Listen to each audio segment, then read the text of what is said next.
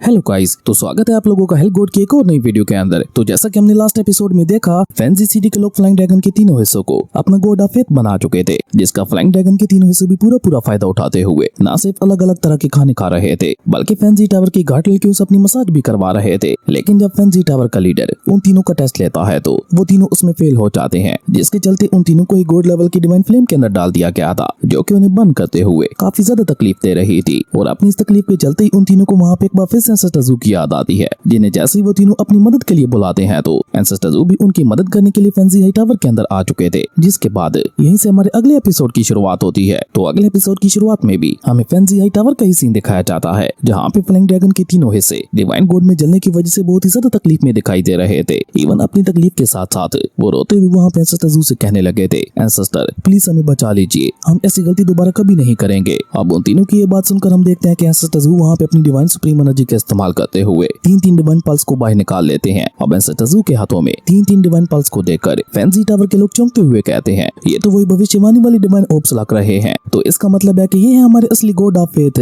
लेकिन ancestor zoo वहाँ पे उनकी बातों के ऊपर ज्यादा ध्यान ना देते हुए अपने तीनों डिवाइन ओब्स को सामने की तरफ फ्लाइंग ड्रैगन के तीनों हिस्सों की तरफ भेज देते हैं, जो कि वहाँ पे आगे बढ़ते हुए उन तीनों को ही अपने अंदर ले लेते हैं, जिसके चलते अब तो वो डिवाइन गॉड फ्लेम भी उनका कुछ नहीं बिगाड़ पा रही थी। और सिर्फ इतना ही नहीं, एंसेस्टर ज़ू का डिवाइन ऑर्ब उन तीनों को बचाने के साथ साथ उन तीनों को हील भी करता जा रहा था, जो देखकर फैंसी टावर के गॉड कल्टीवेटर चिल्लाते हुए कहता है, रोको इन्हें, ये हमारे ट्रू गॉड ऑफ फेथ है। जिसपे उनका लीडर वहाँ पे चिल्लाते हुए उन सभी लोगों से कहता है, नहीं, इस बार हम ऐसे किसी के ऊपर यकीन नहीं कर सकते, पहले हम फायर गॉड का इस्तेमाल करते हुए उसका इम्तिहान लेंगे। अपने लीडर की ये बात सुनकर हम देखते हैं कि वो सभी लोग वहाँ पे फायर टलिस्मैन को बाहर निकाल लेते हैं, जिसका इस्तेमाल करते हुए जैसे वो सभी लोग एंसेस्टर ज़ू के ऊपर अटैक करने की कोशिश करते हैं तो लिंगू बीच में आकर उन सभी हमलों को डिस्ट्रॉय करते हुए कहता है, सोचना भी मत कि मेरे होते हुए तुम लोग यहाँ पे मेरे जूनियर ब्रदर को हट कर पाओगे। मैं नहीं जानता कि तुम लोग कौन से इम्तिहान की बात कर रहे हो, लेकिन अगर तुम लोगों की वजह से मेरे जूनियर ब्रदर को एक खरोच भी आई तो मैं तुम लोगों के साथ साथ तुम्हारे फैंसी हाई टावर का नामो निशान मिटा दूंगा। और यकीन मानो, ऐसा करने से मुझे तुम में से कोई भी नहीं रोक पाएगा, क्योंकि तुम लोगों की औकात ही नहीं है मेरे सामने खड़ा रह पाने की। लिंगू को वहाँ पे इस तरह से इतनी आसानी के साथ अपने फायर टलिस्मैन को डिस्ट्रॉय करते हुए देखकर तो हम देखते हैं कि वो सभी लोग वहाँ पे बहुत ही बुरी तरह से घबरा चुके थे। इवन अब उनमें से किसी की भी आगे बढ़कर एंसेस्टर ज़ू के ऊपर हमला करने के लिए हिम्मत नहीं हो पा रही थी। इसी बीच एंसेस्टर ज़ू खुद आगे बढ़कर उस डिवाइन गॉड फ्लेम को देखते हुए कहते हैं, तुम लोग जिस गॉड फ्लेम को लेकर इतना ज्यादा उड़ रहे हो उसमें से कोई भी खास बात नहीं है, वो तो बस हमारे ट्याल इंसेक्ट की एक मामूली सी फॉर्मलेस फ्लेम है, जिसका इस्तेमाल ज्यादातर रिफाइनिंग में किया जाता था। एंसेस्टर ज़ू की ये बात सुनकर हम देखते हैं कि ली चेंग भी वहाँ पे आगे बढ़कर चौंकते हुए कहता है, ये इन तीनों के साथ क्या हो रहा है? अभी थोड़ी देर पहले तक तो ये तीनों बहुत ही बुरी तरह से घायल दिखाई दे रहे थे, लेकिन अब तो न सिर्फ इन तीनों की इंजरीज पूरी तरह से हील हो चुकी है, बल्कि इसी के साथ साथ इन्हें देखते हुए मुझे ये भी लग रहा है कि ये पहले से भी ज्यादा ग्लो कर रहे हैं, जिसका मतलब है कि जरूर से इनका पावर लेवल भी बढ़ चुका है। लेकिन सवाल ये है कि ये सब हुआ कैसे? इनकी बॉडीज इतनी ज्यादा इमेकुलेट और प्योर कैसे दिखाई दे रही हैं? जबकि सामने की तरफ हम देखते हैं कि फ्लाइंग ड्रैगन के तीनों हिस्सों को तो वहाँ पे इस बात का एहसास ही नहीं था। इवन फ्लाइंग ड्रैगन तो वहाँ पे चिल्लाते हुए अभी भी यही कह जा रहा था, मास्टर प्लीज मुझे बचा लो, मैं अभी मरना नहीं चाहता,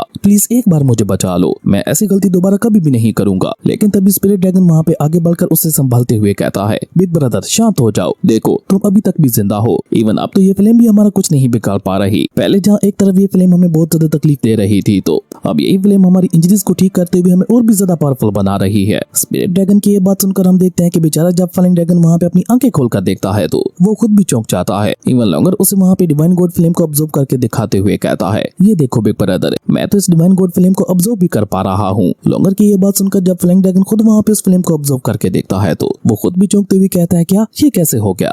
पर जो भी हुआ अच्छा ही हुआ, क्योंकि अब ये फ्लेम हमें तकलीफ नहीं दे रही। और ये कहकर वो तीनों वहाँ पे धीरे धीरे उस डिवाइन गॉड फ्लेम से बाहर आ चुके थे, जिन्हें वहाँ पे सही सलामत बाहर आते हुए देखकर फैंसी टावर के लोग भी वहाँ पे एक बार फिर से चौंक जाते हैं। और वो लोग दोबारा से वहाँ पे एंसेस्टर ज़ू को छोड़कर उन तीनों की तरफ आगे बढ़ते हुए कहते हैं, तो इसका मतलब है कि आप ही हो हमारे असली faith of God, God of faith, please हमें माफ कर दीजिए, हमें थोड़ी गलतफहमी हो गई थी, इसलिए हम आपके साथ ऐसा सलूक कर बैठे। पर अब क्योंकि आप डिवाइन गॉड फ्लेम के अंदर भी सर्वाइव कर चुके हो तो इसका मतलब है कि वाकई ही आप ही हमारे गॉड ऑफ फेथ हो। क्योंकि गॉड फायर जो कि अपने पीछे फ्लेम छोड़ के गया था, भविष्यवाणी के मुताबिक उस फ्लेम के अंदर सिर्फ God of faith he survive कर सकता था। और आप तीनों ने इस गॉड फ्लेम के अंदर सर्वाइव करके ये साबित कर दिया कि वाकई आप ही हमारे ट्रू फेथ ऑफ गॉड हो। और ये कहकर वो सभी लोग वहाँ पे एक बार फिर से उन तीनों के सामने झुकते हुए उन तीनों को ही जय जयकार करने लगे थे। जबकि पीछे की तरफ हम देखते हैं कि एंसेस्टर ज़ू जो कि वहाँ पे सब सब बहुत ही गौर से देख रहे थे, वो अचानक से ही आगे बढ़कर उन तीनों से कहते हैं, ये हमारे एंशिएंट टैलेंट सेक्ट की फॉर्मलेस फ्लेम है, जिसका इस्तेमाल करते हुए तुम तीनों न सिर्फ अपनी बॉडीज को प्यूरिफाई कर सकते हो, बल्कि उसी के साथ साथ तुम तीनों अपनी ओरिजिनल गॉड पावर को भी अवेकन कर सकते हो। अब एंसेस्टर्स की ये बात सुनकर वो तीनों ही वहाँ पे एक भी पल जाया किए बगैर उस डिवाइन गॉड फ्लेम का इस्तेमाल करते हुए अपनी बॉडीज को प्यूरिफाई करना शुरू कर देते हैं, जिसके चलते उन तीनों की ही बॉडीज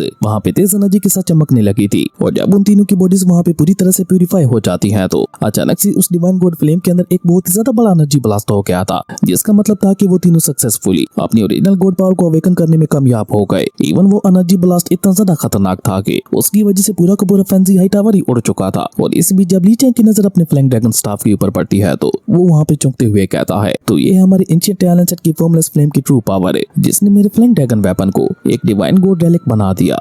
जबकि सामने की तरफ हम देखते हैं कि फ्लाइंग ड्रैगन स्टाफ के तीनों ये से वहाँ पे एंसेस्टर्स के सामने अपना सर झुकाते हुए कहते हैं, फॉर्मलेस फ्लेम की सुवीरियन गॉड, हम तीनों आपकी महानता के सामने अपना सर झुकाते हैं, प्लीज हमारी वर्शिप को एक्सेप्ट कीजिए। जबकि सामने की तरफ हम देखते हैं कि फैंसी हाई टावर के लोग एक बार फिर से उन तीनों के सामने अपना सर झुकाते हुए उनकी जय जयकार करने लगे थे। इवन उनका लीडर तो वहाँ पे उन तीनों के सामने अपने हाथ जोड़ते हुए कहता है, गॉड ऑफ फेथ, मैं आपको बता नहीं सकता कि हम लोगों ने आपका कितना इंतजार किया। पिछले 10,000 सालों से एक दिन भी ऐसा नहीं गुजरा जिस दिन हम लोगों ने आपका इंतजार ना किया हो, पर हमारा इंतजार करना सफल हुआ, क्योंकि आज फाइनली हमें आपके दर्शन हो ही गए। और यकीन मानिए, आपके इस दर्शन के सामने हमारा वो इंतजार कुछ भी नहीं था। हमें खुशी है कि आप हमारे गॉड हो, जो कि हमें बचाने के लिए आ गए। उस लीडर की ये बात सुनकर हम देखते हैं कि फ्लाइंग ड्रैगन वहाँ पे गुस्से से चिल्लाते हुए उससे कहता है कि अपनी ये सारी बकवास बंद करो। अभी थोड़ी देर पहले तो तुम हमें अपनी फ्लेम गॉड के अंदर फेंक चुके थे, वो भी मरने के लिए। अब जब हम जिंदा बाहर आ गए हैं, तो तुम हमें अपना गॉड कह रहे हो। आखिर ये किस तरह की वर्शिप है? और ये कहकर फ्लाइंग ड्रैगन अचानक से आगे बढ़कर वहाँ पे उस लीडर के ऊपर अटैक करते हुए उसे उठाकर पीछे की तरफ फेंक देता है। मैं बताऊं क्यों? क्योंकि अब तुम्हें एहसास हो चुका है कि तुम किसके साथ डील कर रहे हो। और जब तुम्हें लगा कि अब तुम हमसे नहीं जीत सकते, तो तुम दोबारा से हमारे सामने अपना साथ झुकाते हुए ये नौटंकी करने लगे। क्यों? मैंने ठीक कहा ना? लेकिन वो लीडर वहाँ पे बहुत ही उदास होते हुए उन तीनों से कहता है,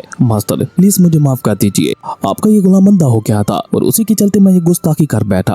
आप मुझे जो सजा देना चाहते हैं दे ले। जिस पे फ्लाइंग ड्रैगन वहाँ पे चिल्लाते हुए उससे कहता है कि ये तो तुमने बिल्कुल ठीक कहा कि तुम वाकई अंधे हो, पर सच कहूँ तो पर्दा तो हमारी आंखों पे भी आ गया था। हम भी अंधे हो गए थे जो अपने असली मास्टर को पहचानने से इनकार कर दिया। और ये बात वो तीनों वहाँ पे एंसेस्टर्स की तरफ देखते हुए कहते हैं, जो कि वहाँ पे अपने सभी डिसेबल्स को लेकर धीरे धीरे उसी तरफ आ रहे थे। लेकिन जब बेचारा लीडर उन तीनों की ये बात सुनता है, तो वो वहाँ पे हैरान होते हुए उन तीनों से कहता है, मास्टर बॉस से आखिर आपका क्या मतलब है? जिस पे फ्लाइंग ड्रैगन उससे दोबारा वहाँ पे हिट करते हुए कहता है, बेवकूफ कहेंगे, ऑफ कोर्स मैं एंसेस्टर्स को ही अपना बॉस कह रहा था, वही तो है हमारे ट्रू बॉस। तुम्हें शर्म नहीं आती कि तुम मेरे बॉस के सामने खड़े होकर पूछ रहे हो कि कौन से बॉस? जिस पे वो लीडर वहाँ पे एक बार फिर से उन तीनों से माफी मांगते हुए कहता है कि सॉरी मुझे माफ कीजिएगा, मैं आपके बॉस को पहचान ही नहीं पाया। और ये कहकर वो वहाँ पे एंसेस्टर्स के सामने भी अपना सर झुकाते हुए उन्हें रिस्पेक्ट पेश करने लगा था। जिस पे मिचू वहाँ पे उससे कहती है, क्या बस इतना ही? तुम इतना ही करने वाले थे? क्या तुम हमारे एंसेस्टर को कोई रिवार्ड या कोई ट्रिब्यूट नहीं देने वाले? जिस पे वो लीडर वहाँ पे हैरान होते हुए कहता है, रिवार्ड से आपका क्या मतलब है? लेकिन ये कहते कहते उसकी दिमाग की बत्ती चलती है और वो जल्दी से अपनी स्टोरी रिंग के अंदर मौजूद सभी ट्रायल्स को बाहर निकाल कर उन सभी के सामने ला के रख देता है। और एक साथ इतने ज्यादा ट्रायल्स को देखकर तो मिचू खुश होते हुए जल्दी से आगे बढ़ जाती है। जबकि पीछे की तरफ हम देखते हैं कि निंगयू वहाँ पे थोड़ा बुरा समूह बनाते हुए उससे कहती है, मैंने सुना है कि तुमने अपने फैंसी हाई टावर को बनाने के लिए पूरी सिटी के ट्रायल्स को हथिया लिया था और खुद से पूरी सिटी को दोबारा से बनवाया था। लेकिन ये तुमने किस तरह की बेकार सी सिटी बनवाई है जिसके अंदर कोई अच्छा सा टी पोट तक नहीं है? निंगयू की ये बात सुनकर बेचारा वो लीडर वहाँ पे चौंकते हुए कहता है, क्या टी पोट? तो क्या इसका मतलब है कि आपने ये सब कुछ इसलिए बर्बाद किया क्योंकि आप चाय को ढूंढ रहे थे? जिस पे निंगयू वहाँ पे मुस्कुराकर उसे जवाब देते हुए कहती है, हाँ तो हमें तुम्हारी इस बेकार सी सिटी से और क्या चाहिए होगा। निंगयू की ये बात सुनकर तो हम देखते हैं कि बेचारे उस लीडर का मुंह वहाँ पे खुला का खुला रह जाता है। लेकिन वो वहाँ पे खुद को संभाल कर मुस्कुराते हुए कहता है, अगर बॉस चाय को ढूंढ रहे थे तो इसका मतलब है कि ये बहुत ही जरूरी होगा। आप चिंता मत कीजिए, मैं हमारे बॉस की ये ख्वाहिश जरूर से पूरी करूंगा। और ये कहकर वो लीडर वहाँ पे अपने पास से एक बॉक्स को बाहर निकालते हुए एंसेस्टर्स से कहता है, बॉस ये आपकी तरफ से हमारे लिए एक छोटा सा तोहफा। अरे नहीं, मेरा मतलब है कि ये मेरी तरफ से आपके लिए एक छोटा सा तोहफा, प्लीज इसे एक्सेप्ट कीजिए। लेकिन अभी बेचारा वो लीडर वहाँ पे ये सब कह ही रहा था कि तभी एंसेस्टर्स अचानक से वहाँ पे अपनी डिवाइन सुप्रीम एनर्जी का इस्तेमाल करके पीछे की तरफ एक बहुत ही ज्यादा पावरफुल अटैक कर देते हैं, जिस जगह पे पहले गॉड ऑफ फ्लेम मौजूद थी। जबकि उस अटैक को अपनी तरफ आते हुए देखकर बेचारा वो लीडर तो वहाँ पे बहुत ही ज्यादा घबरा गया था। लेकिन वो अटैक तो उसके पास से होता हुआ सीधा आगे की तरफ निकल जाता है और जैसे वो अटैक जाकर गॉड ऑफ फ्लेम वाली जगह पे टकराता है, तो वहाँ पे एक बहुत ही ज्यादा बड़ा एनर्जी ब्लास्ट हो गया था,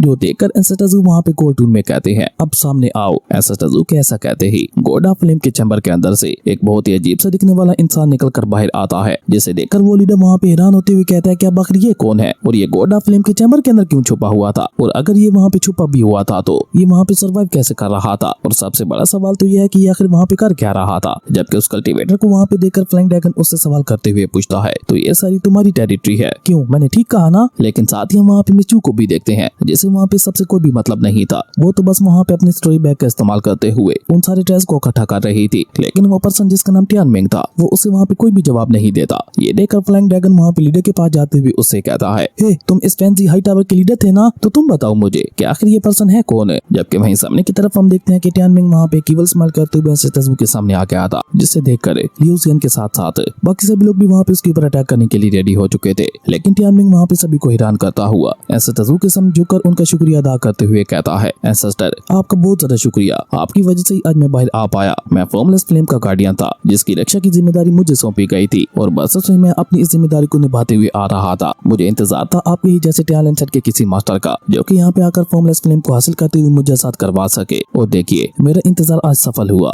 आपने मुझे दोबारा से आजाद करवा दिया, जिसके लिए मैं आपका बहुत ज्यादा एहसानमंद हूँ। और साथ ही साथ वो वहाँ पे कमीनी स्माइल करते हुए एंसेस्टर से कहता है एंसेस्टर अगर आप मुझे बाहर लाना ही चाहते थे तो आप बस मुझे आवाज दे देते, मैं खुद ही आपके बुलावे पे आ जाता। हालांकि टियानमिंग बातें तो वहाँ पे बहुत ज्यादा मीठी कर रहा था, लेकिन किसी को भी वहाँ पे उसकी बातों के ऊपर यकीन नहीं हो पा रहा था, क्योंकि आपको तो पता ही होगा कि ज्यादा मीठा भी अच्छा नहीं होता। इसलिए फ्लाइंग ड्रैगन आगे बढ़कर वहाँ पे उससे कहता है नाइस नाइस बहुत अच्छे, तो तुम टैलेंट सेट से बिलोंग करते हो। अगर तुम बाकी टैलेंट सेट से बिलोंग करते हो तो जब हमें गोडा फिल्म के अंदर डाला गया था तो तुम फिल्म चैम्बर के अंदर बैठकर वहाँ पे क्या हमारे मरने का इंतजार कर रहे थे। टैलेंट सेट का कोई भी डिसेबल अपने साथी को मरते हुए नहीं देख सकता, तो फिर तुमने हमें वहाँ पे बचाने के लिए कुछ क्यों नहीं किया? क्या तुम वहाँ पे हमारी राख में बदलने का इंतजार कर रहे थे? और ये कहकर फ्लाइंग ड्रैगन के तीनों हिस्से वहाँ पे आगे बढ़कर टियानमिंग के ऊपर अटैक करते हुए उसे वहाँ पे बहुत ही बुरी तरह से पीटने लगे थे। इवन वो तीनों वहाँ पे उसे मार मार के उसका टकला ही सुझा देते हैं, जो देखकर वो वहाँ पे एंसेस्टर से मदद मांगते हुए कहता है एंसेस्टर प्लीज मुझे इनसे बचा लीजिए।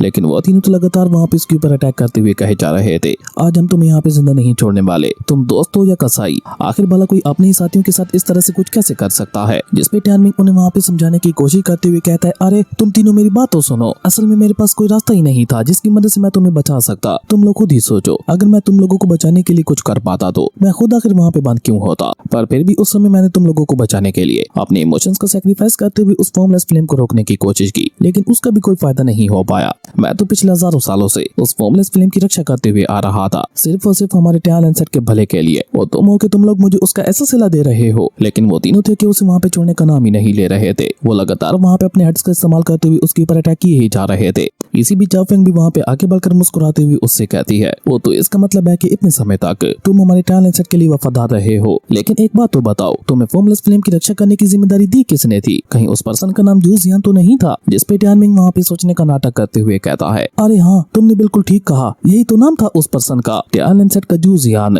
जिन्हें इमॉर्टल मास्टर जू जियान के नाम से भी जाना जाता था। उन्होंने मेरे ऊपर भरोसा दिखाते हुए मुझे फॉर्मलेस फ्लेम दी थी और मुझसे कहा था कि मुझे हमेशा हमेशा इसकी रक्षा करनी है, और साथ ही उन्होंने मुझसे कहा था कि तुम्हें तब तक इस फिल्म की रक्षा करनी है जब तक मेरे टैलेंट सेट का कोई डिसेबल इसे लेने के लिए नहीं आ जाता। तब से लेकर अब तक मैं अकेले ही इस फिल्म की रक्षा करते हुए आ रहा था।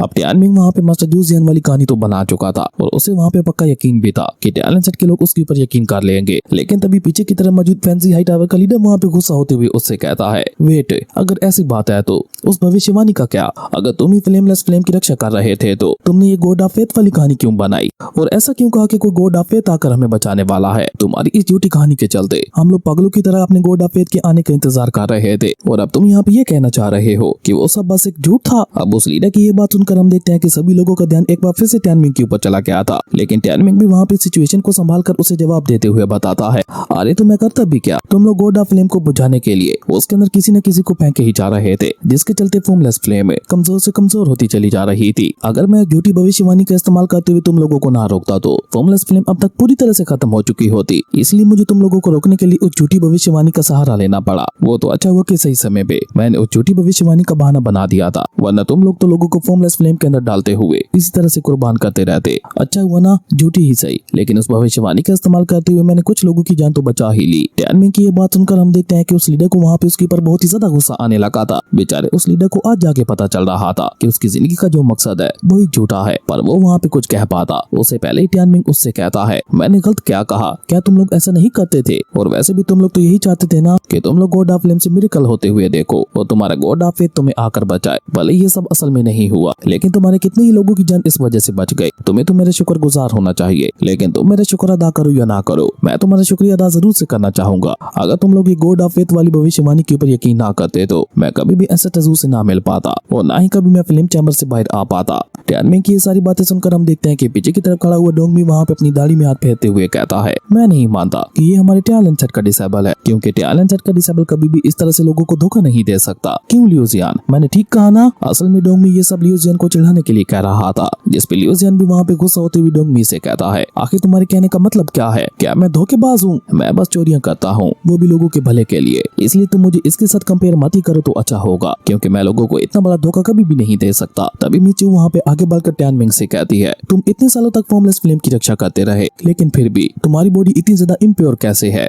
जबकि टैलेंट सेट का तो कोई भी डिसेबल इस फॉर्मलेस फ्लेम का इस्तेमाल करते हुए अपनी बॉडी को प्यूरिफाई कर सकता था, तो फिर तुमने ऐसा क्यों नहीं किया? जिस पे लिंगू कहता है, जरूर से फॉर्मलेस फ्लेम के अंदर इतनी ताकत ही नहीं होगी कि ये बेचारा अपनी बॉडी को प्यूरिफाई कर सके। लेकिन टियानमिंग उन्हें वहाँ पे रोकते हुए कहता है, अरे अरे ये तुम लोग क्या बातें लेकर बैठ गए? मुझे बस फॉर्मलेस फ्लेम की रक्षा करने के लिए कहा गया था, न कि उसे रिफाइन करने के लिए, इसलिए मैंने कभी भी उसका इस्तेमाल अपने फायदे के लिए नहीं किया। मास्टर जूजियन ने मेरे ऊपर भरोसा दिखाते हुए मुझे ये ड्यूटी सौंपी थी, इसलिए मैं बिना किसी लालच के इस ड्यूटी को निभाते आ रहा था। टियानमिंग की ये सारी बकवास सुनकर एंसेटजू अचानक से वहाँ पे अपनी डिवाइन सुप्रीम एनर्जी का इस्तेमाल करते हैं ताकि वो उसके झूठ का पता लगा सके। और जैसे एंसेटजू वहाँ पे अपनी डिवाइन सुप्रीम एनर्जी को एक्टिवेट करते हैं तो टियानमिंग की बॉडी के ऊपर लगा हुआ मास्टर जूजियन के रेलिक एक्टिवेट हो गया था, जिसे देखकर लिंगू आगे बढ़ते हुए कहता है, अरे ये तो हमारे मास्टर जूजियन का रेलिक है। लिंगजू की ये बात सुनकर जब एंसेटजू उसके अंदर अपनी डिवाइन सुप्रीम एनर्जी को डालते हैं तो उस रेलिक के अंदर से अचानक से वहाँ पे काफी ज्यादा मात्रा में स्पिरिचुअल एनर्जी रिलीज होती है, जो कि एक जगह पे इकट्ठा होते हुए मास्टर जूजियन की स्पिरिचुअल फॉर्म ले लेती है। वहीं मास्टर जूजियन चिल्लाते हुए टियानमिंग से कहते हैं, तुम्हारी हिम्मत भी कैसे हुई हमारे टैलेंट सेट के सेक्रेटरी को चुराने की? धोखा, फ्रेब और झूठ,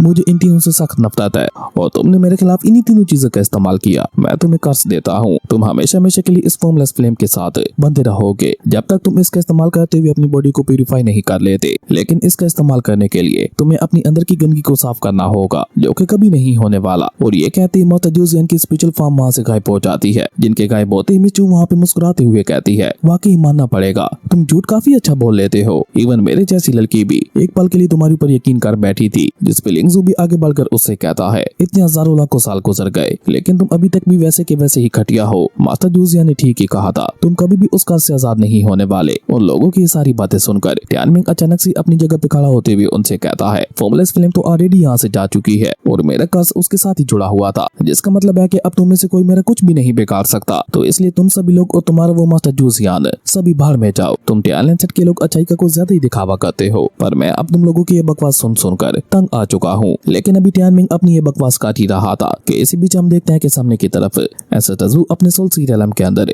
उस फॉर्मलेस फ्लेम को दोबारा से रिबोर्न करने लगे थे। और जैसे वो फॉर्मलेस फ्लेम दोबारा से वहाँ पे रिबोर्न हो जाती है तो तभी एंसेटजू वहाँ पे कोल्ड टून में टियानमिंग से कहते हैं, शायद तुम एक बात नहीं जानते, मैं किसी भी तरह की फ्लेम को दोबारा से बना या मिटा सकता हूँ, फिर चाहे वो किसी भी तरह की फ्लेम हो। और ये कहते कहते ही वो फॉर्मलेस फ्लेम जो कि वहाँ से गायब हो चुकी थी वो वहाँ पे एक बफे से एंसेटजू के हाथों में आ चुकी थी, जिसे देखकर एंसेटजू वहाँ पे कोल्ड टून में कहते हैं, तो मास्टर आपकी कही हुई बात का ये मतलब था, अब जाकर मुझे समझ आया। जबकि एंसेटजू के हाथों में उस फॉर्मलेस फ्लेम को देखकर तो बेचारे टियानमिंग का मुंह वहाँ पे खुला का खुला रह गया था। इवन वो डर के मारे लड़खड़ाते हुए नीचे जा गिरा था और साथ ही साथ वो वहाँ पे हड़बड़ाते हुए कहने लगा था, नहीं नहीं ऐसा नहीं हो सकता, ये तो इम्पॉसिबल है, तुमने आखिर फॉर्मलेस फ्लेम को दोबारा से रिफॉर्म कैसे कर दिया? टियानमिंग की ये बात सुनकर हम देखते हैं कि एंसेटजू उसे वहाँ पे एक और लुक देते हैं, जिसके साथ ही हमारा ये कमाल का एपिसोड यहीं पे खत्म हो गया था। दोस्तों अगर आपको ये वीडियो अच्छी लगी तो लाइक कर दें और अगर चैनल पे नए आए हो तो सब्सक्राइब करते जाना। तो मिलता है एक न्यू वीडियो में, तब तक के लिए बाय।